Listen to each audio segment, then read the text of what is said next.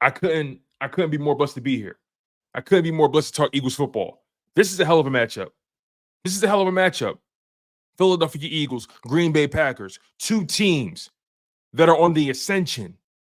Two teams that had their own inner workings that need to be proven still. Two franchise quarterbacks who are still trying to prove to the NFL that they are legit. Now, as of right now, Jordan Love has the hearts and souls of the national media. Jordan Love is a player that, as of right now, they're stroking his ego. And I think Jordan Love is a good quarterback. Don't get me wrong. I think Jordan Love is a very good quarterback, and I think he's ascending. But the way they've waxed this man's ego throughout this offseason is alarming to me. Because let's be honest about this. This is what they don't tell you. As quick as they love you, the quicker they hate you. So, J Love, I promise you, if you have a rough go of it, if you struggle in week one, you know what the first topic's going to be on Monday? Did they pay Jordan Love too soon? Is Jordan Love worth the money? Should Jordan Love be the highest paid quarterback in the NFL? Don't have a rough go of it, Jordan Love. You better kill us. And you better drop the stake in. You better twist the knife. You better bury us.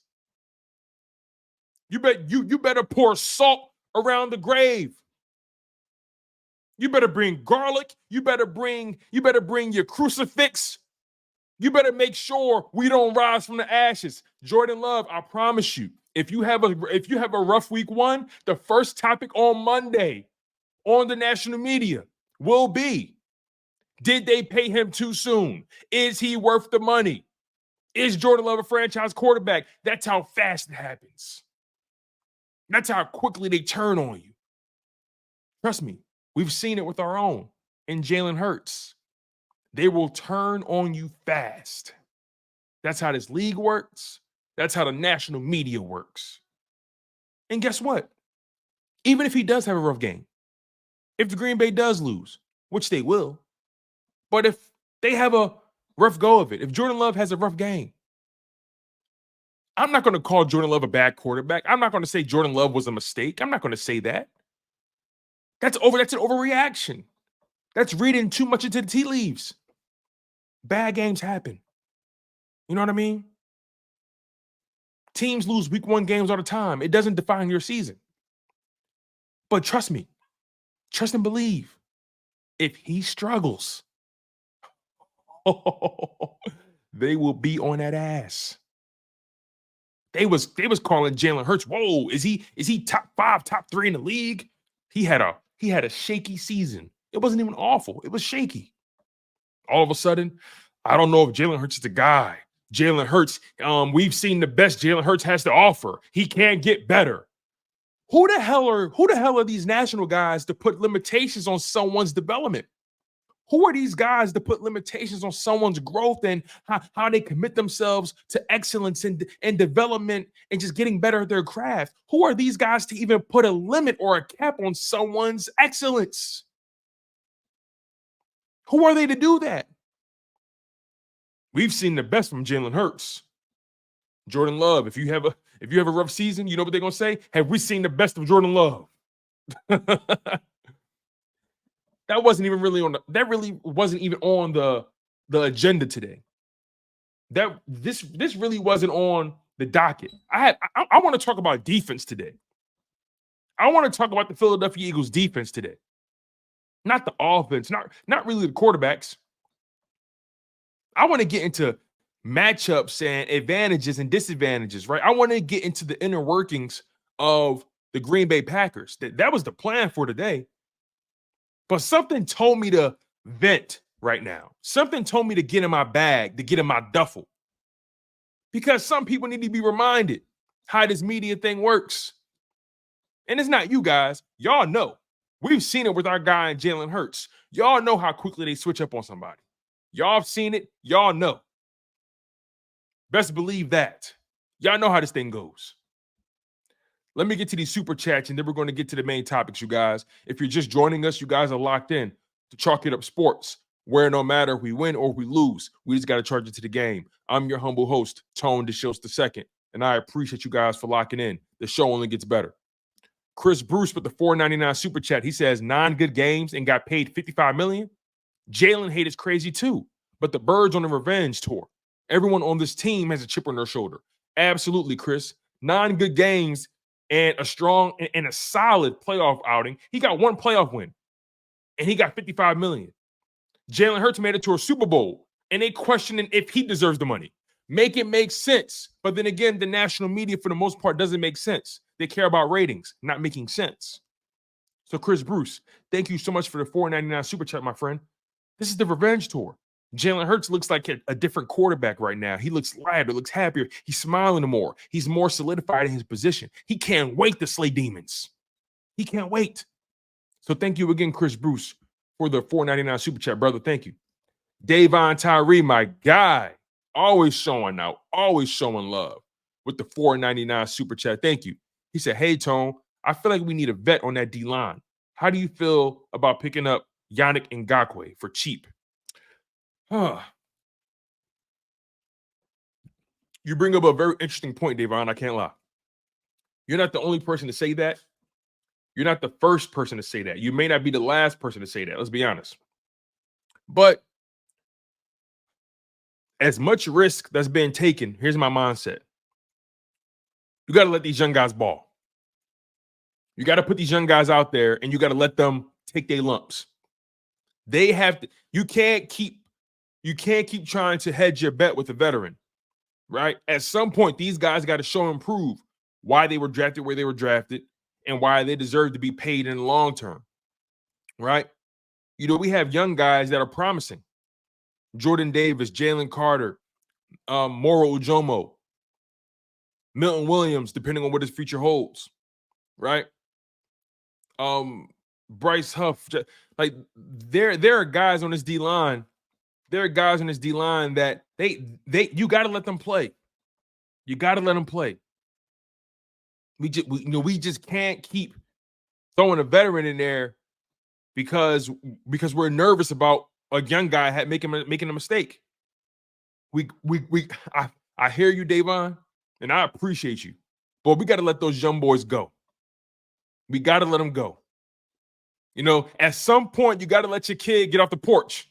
You feel what I'm saying? At some point, you got to let your baby girl go to school by herself. At some point, you got to let your son take the car by himself. He ain't going to have his permit for the rest of his life. At some point, he will have his license. He's going to have to become a safe driver, a responsible driver. Jalen Carter, Jordan Davis, Moro Ujoma. You got to let these young boys, you got to let them go. You got to let them off the porch. It is what it is. I'm rolling the dice. I'm betting on green. You feel what I'm saying? I'm betting on green. Shout out to my man Davon Tyree with the super chat. And once again, shout out to the OG Shep with his super chat as well. Thank you so much, you guys. I really do appreciate it. Now, let's get into the topic at hand. Like I said, it's game week, y'all. Your Philadelphia Eagles face off against the Green Bay Packers in Brazil, Sao Paulo, Brazil.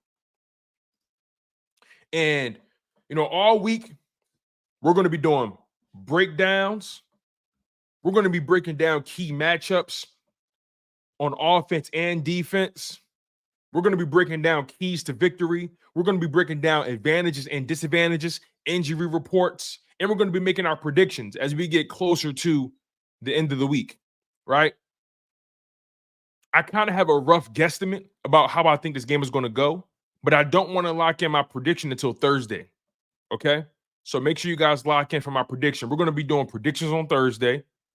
We're going to be breaking down the Eagles offense versus the Packers defense on Wednesday. We have an episode of the Link Up featuring Lord Brunson and Simone Stanley and myself on Tuesday. And today we're going to be breaking down the Eagles defense versus the Packers offense today. So, once again, make sure you guys lock in.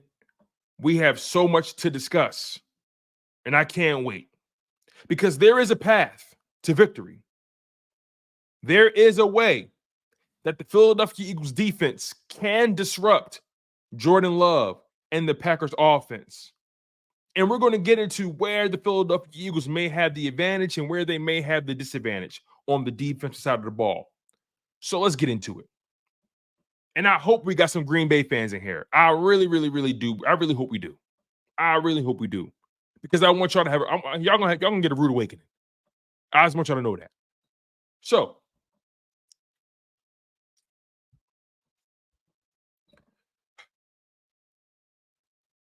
despite our concerns about the Philadelphia Eagles defensive line in particular, like I mentioned to you earlier, there is a path. There is a path they can take to disrupt Jordan Love and the Packers offense. Now, in fairness, the Packers has an average, and we're going to start on their offensive line. We're going to start on their offensive line because don't let Jimmy Hoffa gas anybody up. Your offensive line is not stacked. We about to break that down right now. I'm so glad you walked into the trap. We about to break that down. Look, hey, listen, y'all.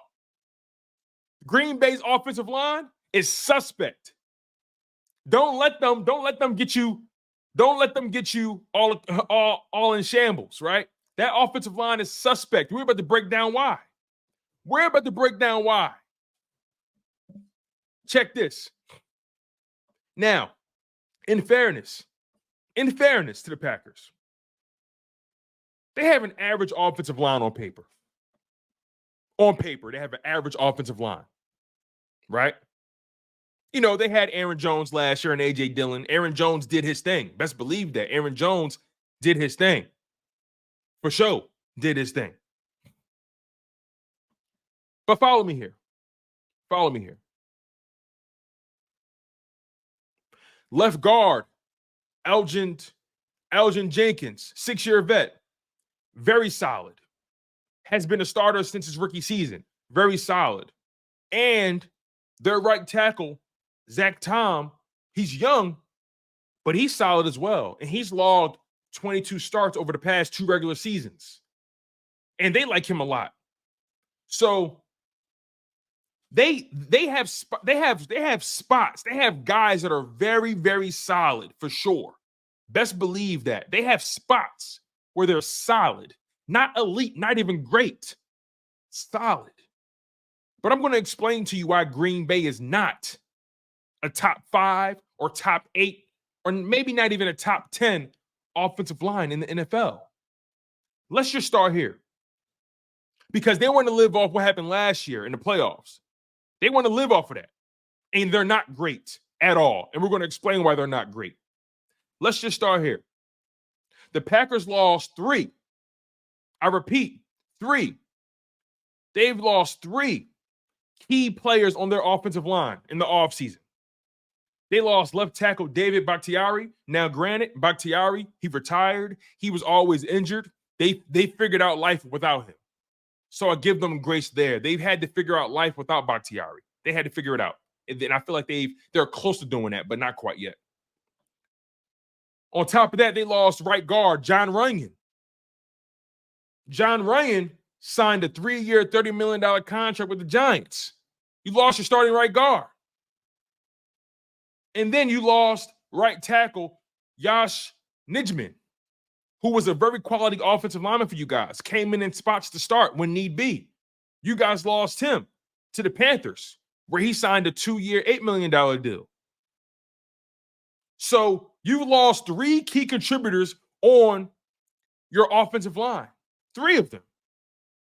And now you're going to have to hang your hat on some unproven names here. Some names that can't get out of their own way. Follow me here. It gets better. Like I said, they lost John Runyan, starting right guard. They lost right tackle, Yash Nijiman. They lost left tackle, David Bakhtiari, despite his injury history. John Runyan, their right guard, was replaced by first-round rookie Jordan Morgan out of Arizona. Here's the problem with that. Here's the problem with having Jordan Morgan at right guard. He's never played it before. You drafted a left tackle and you moved him to right guard. And you want me to respect that right now? Yes. Yes. Yes. Do I know your team better than you? Come on. You drafted Jordan Morgan out of Arizona. But y'all moved in the right guard. Make it make sense. Then what is he? Jimmy? What is he? What is he? What is he? What is he? I'll take it a step further. Because Jalen Carter's going to destroy your interior. I'll take it a step further. He's going to violate your man for 60 minutes. I'll keep it going. Rasheed Walker. Let's talk about him. And I'm not a reporter, Jimmy. I'm not a reporter. I'm a football enthusiast. I like to talk football. I'm not a journalist. Don't come to me for accuracy on the Packers. Rasheed Walker, let's talk about him. Rasheed Walker takes over full time for the retired David Bakhtiari at left tackle. Now, Rasheed Walker, he logged in 15 starts last year. 15 of them. And he gained valuable experience. Valuable. But he didn't get any starts in 2022, his rookie season. And he's a 7th-round pick.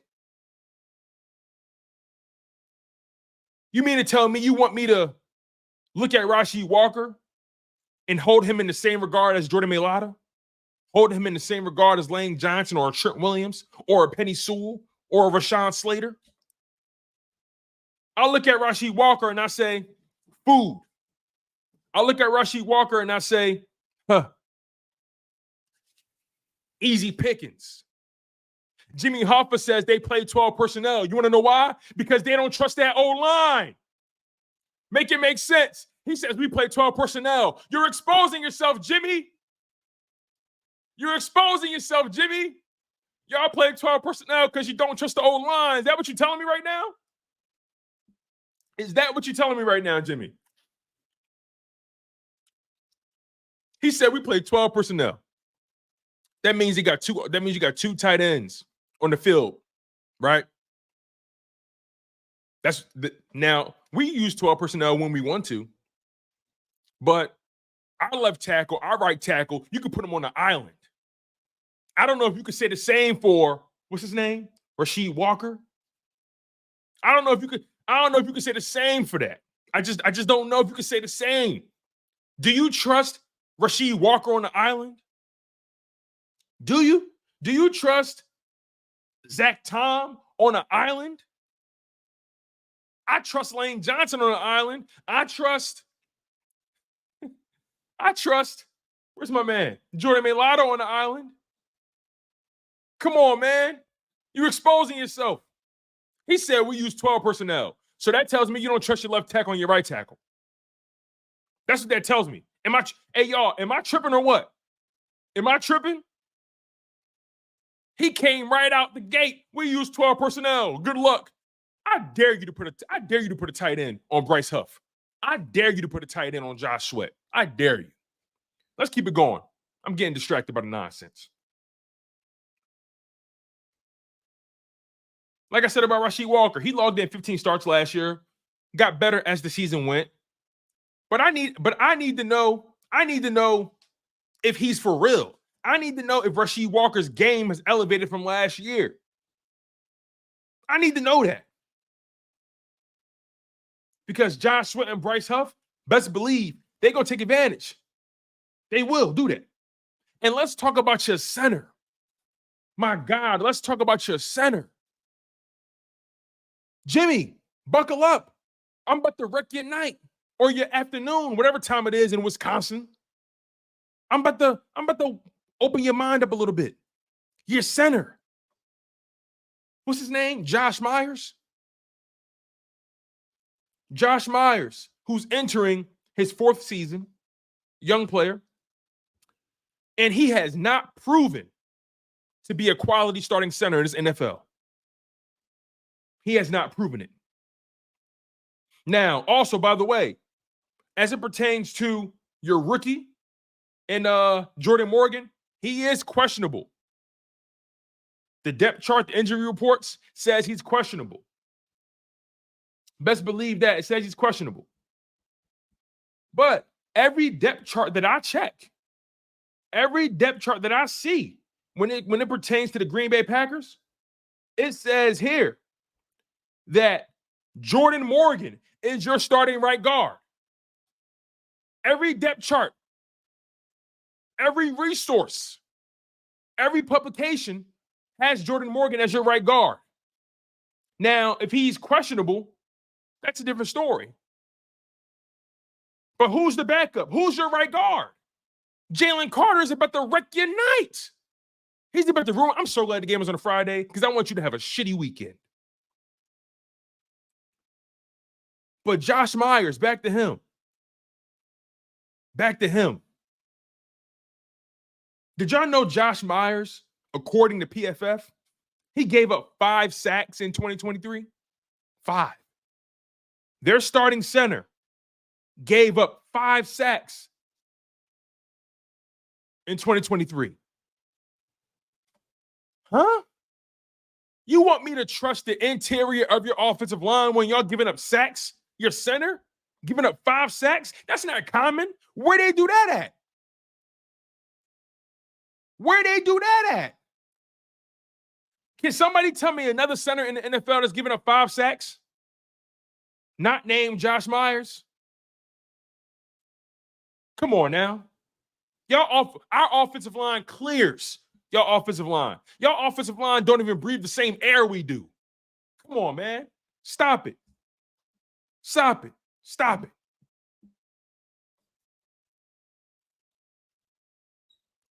So, by my estimation, based off of everything I've described about their offensive line, right? Because their offensive line is average. They're average. You see Jordan Love, he's mobile. He's elusive in the pocket. He makes your offensive line look much better than what it is. He does. And, you guys have been blessed to have Aaron Jones, and now you got Josh Jacobs, and we're going to talk about that because Josh Jacobs is a player. He's a player. And you're not going to hear me talk crazy about Josh Jacobs. You ain't going to hear me do that. That's one thing I won't do. I will never lie to the people. I will never. But I will call it what it is. Your offensive line is average. They're average. That's the reality. You can't talk to the Eagles about offensive line play. We the architects of this shit. You can't talk to the Lions about offensive line play. They one of the best in the league. You can't talk to the Cleveland Browns about offensive line play. They one of the best in the league.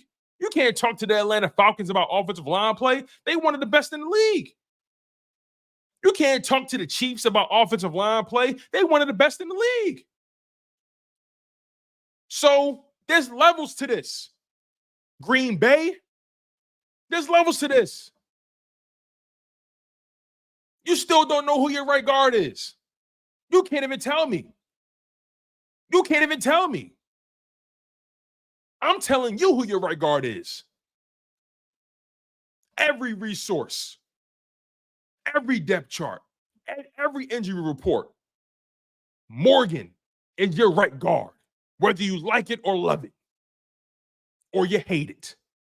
Don't make a difference.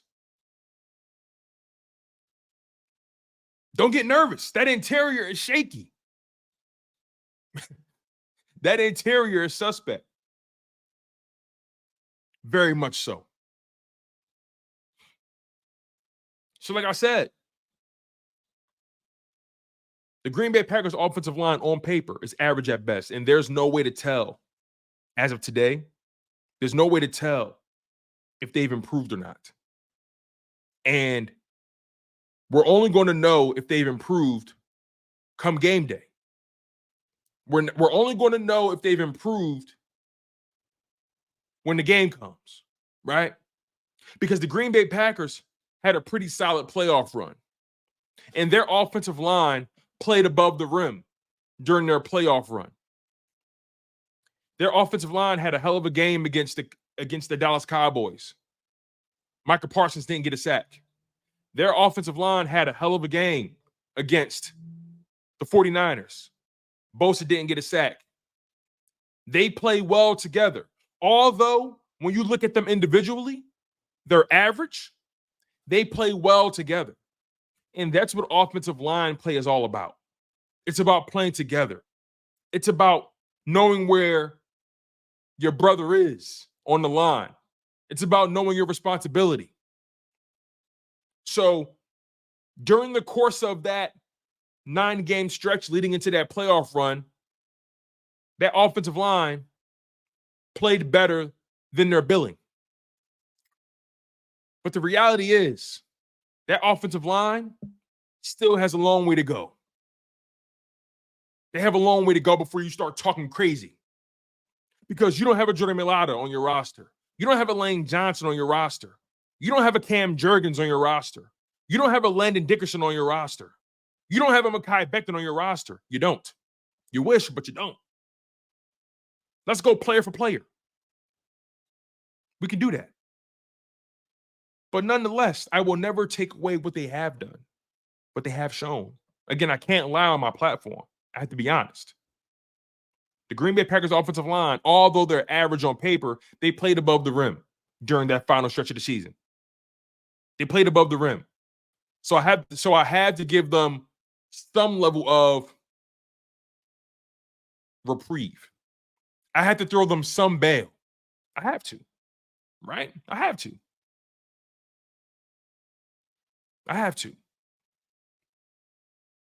If you're just joining the live stream, when you're on YouTube, some videos say live, some say premieres. Premieres are not live. Lives are live. Shout out to my man S Blunt with the question. When it says live, we're live. When it says premiere, that's a pre-recorded video. That's the difference. Nonetheless, there's no way to really tell how much they've improved. There's no real way to tell until we play them. In addition, we do have to keep in mind just how elusive Jordan Love can be in the pocket, which will mask the limitations of the Packers offensive line. And that's the reality. So it's going to be so important for the Eagles defensive line to hold the edge. It's going to be so important for them to not allow Love to break containment. You know, there is a such thing as over pursuing. And that's when you unintentionally create escape lanes for the quarterback. The Philadelphia Eagles defensive line, they're facing a hell of a test. They're facing a hell of a test. Not because of their offensive line per se, but the quarterback, the skill position guys, the running back, right? They're facing a test. Can they get home? Because I believe this game begins and ends with this defensive line. Jalen Carter and Jordan Davis especially have to dominate their matchups. And they have to collapse the Packers' interior, which I think they will. Because they should have the advantage. I also expect Vic Fangio, defensive guru, defensive mind. I also expect Vic Fangio to get creative in how he attacks Jordan Love and the Packers offensive line. So be on the lookout for safety blitzes or a corner blitz or a linebacker blitz here and there, right? Again, Fangio's not known for just blitzing all the time, but he will get exotic. He will get a little, tricky. He may send a guy here, send a guy there. The bottom line is you got to hit Jordan Love early and often, but Jordan Love will not make it easy. His confidence has grown as a quarterback since last season, and his weapons are a year wiser. Romeo Doubs, Christian Watson, those guys, Luke Musgrave. They're more confident this year. They're wiser this year. Plus, the addition of Josh Jacobs makes them a dangerous run team. Makes them very dangerous in the run game. It does. So I want to get to your comments here before I get to my next topic. Make sure you guys smash that like button. Make sure you guys are subscribed to the show, especially if you're new. If you're the opposition, buckle up. You're about to get real uncomfortable. But other than that, again, stay engaged. Keep hitting that like button, you guys. Where are we right now, as a matter of fact? Let's get a like count. We have 133 people in here. We have over 130 people in here and only 64 likes. We need you guys to hit that like button. We need the numbers we need the math to start mathing, you guys. Let's go on the like spree. Make sure you guys smash that like button. Make sure you guys are subscribed to the show. Okay? Let's hit that like button. I want to get to your comments. All right. Austin says, I'm excited to see our offense this week. Yeah, I'm very excited to see the offense too, my man. I really am. We're going to talk about offense on what is that? Wednesday. Infamous 2K says, I finally got someone to join me in the battle against the Eagles. Jimmy by Infamous Takeover. That's cute. Philly Flyover says, you hear what Fangio said about Quinion? No, Quinion, excuse me. No, I didn't get a chance to check it out. I must have overlooked it. I didn't get a chance to check it out. Jimmy Hoffa says, Jair clears that secondary. Listen to this, bro. I like Jair Alexander, so you're not going to hear me talk nothing bad about him. Not at all. But Eric Stokes, what's up with him? What's going on with him? What's going on with Eric Stokes? Is he the real deal? Can he stay on the football field? I know y'all got Xavier McKinney, but I don't know. We're gonna see if his game translates to the Green Bay Packers. We're gonna find out. We're gonna find out real quick if he worth that money. Because y'all got your hands full, Jimmy. You got your hands full, Jimmy Hoffa. You probably shouldn't have named yourself that, Jimmy. You probably shouldn't have named yourself Jimmy Hoffa. You want to know why, bro? Because do you know who Jimmy Hoffa is? You realize they took him out and they still can't find the body. They still can't find the body, Jimmy. You don't know your history, man? They still can't find that man's body. You don't want us to do the same with the Packers. You don't want us to do y'all so dirty that they can't find the body. They can't find the remains. You don't want us to do you that dirty. You just don't. They still can't find the body. Come on, man. Let's keep this thing going. Where we at? Donald Roan, he says, Green Bay's coach is very good and smart. Yeah, I like Matt LaFleur, for sure. I think Matt LaFleur became a better coach after Aaron Rodgers left. Aaron Rodgers was holding that man back, man. Aaron Rodgers was a little smart ass. And he couldn't take coaching by Matt LaFleur.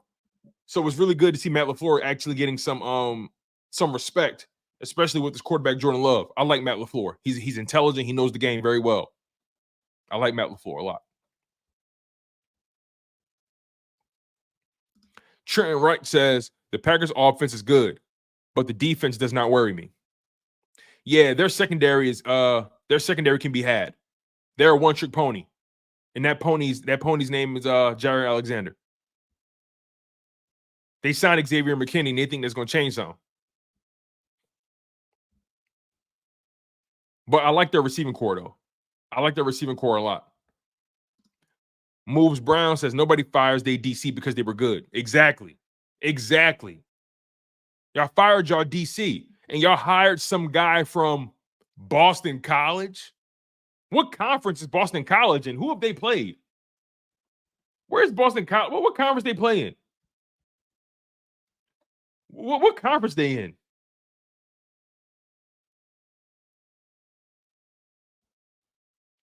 The Atlantic Coast Conference, they in the ACC? Come on, man. Y'all hired some defensive coordinator from Boston College. Come on, bro. Y'all about to get another man fired. Big Pickens says it's going to be a shootout in Sao Paulo. Let's see where else we got. What else we got here? Fanny says, make Love scramble. Well, you know, Love is a playmaker. He knows how to make a decision outside of the pocket, for sure.